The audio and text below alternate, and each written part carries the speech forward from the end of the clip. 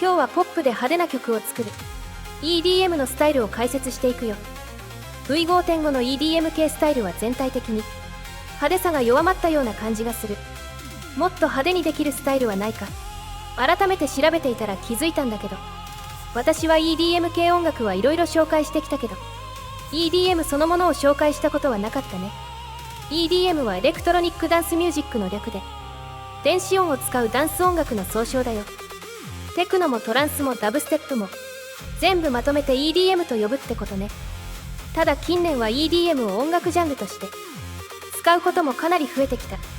電子音を使うダンス音楽の中でも特に派手でポップな音楽のことを EDM と呼ぶこともあるよ。現代ではむしろこの用法が一般的かな。今回のテーマは音楽ジャンルの EDM。 いろいろな EDM のスタイルを紹介してみるよ。ポップ EDM は名前の通りポップス要素の強い EDM だよ。 EDM の激しい音はあまり使わない、ボーカルと相性が良いスタイルだね。メロディック EDM はメロディアスで壮大で感情的な雰囲気が特徴の EDM。 これも EDM らしい激しい音はあまり使わない傾向があるね。フェスティバル EDM は音楽フェスで使われる派手でキャッチーな EDM。 激しい音で明るい曲調、大人数で楽しめるような EDM だね。いわゆるアンセムのような歌声、大人数の合唱が入ることもあるよ。それじゃこの3種類のスタイルがどんな曲を生成するか聞いてみよう。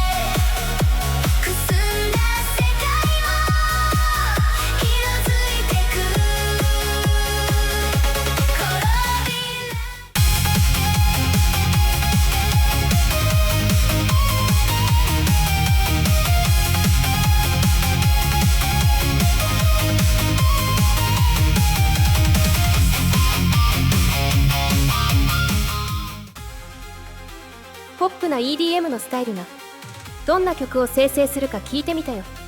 EDM のサビであるドロップはボーカルが主役にならないことも多い。だからスノでは EDM 系スタイルでボーカル曲を作ろうとすると曲の一番盛り上がる部分でボーカルが歌わなくなりやすいよ。先ほどのポップな EDM スタイルはその問題がかなり起きにくいからサビでボーカルをしっかり歌わせる EDM を作りたい時には便利だね。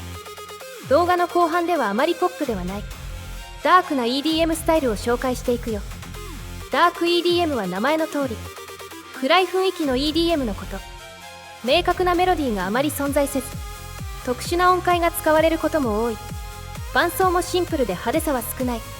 ポップな要素はあまりないスタイルだね。ヘビー EDM は EDM 界隈ではダブステップ系の曲を示すことが多いよ。スノでもダブステップの特徴が出やすい。スローなリズムやワブルベースなどだね。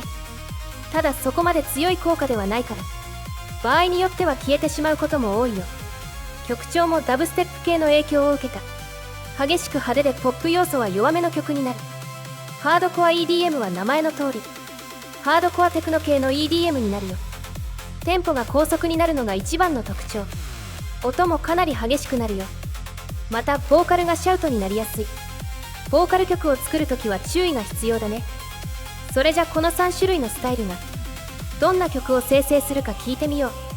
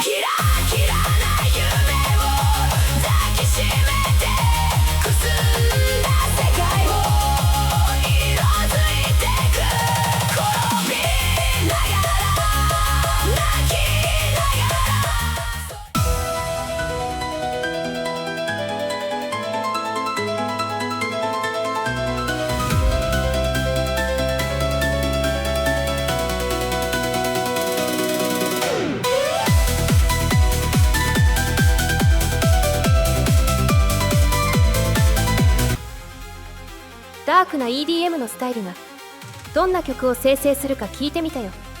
EDM という単語はポップで派手な曲を生成する効果があるから、よりダークで激しい曲を作りたいなら正しいジャンル名を使うといいよ。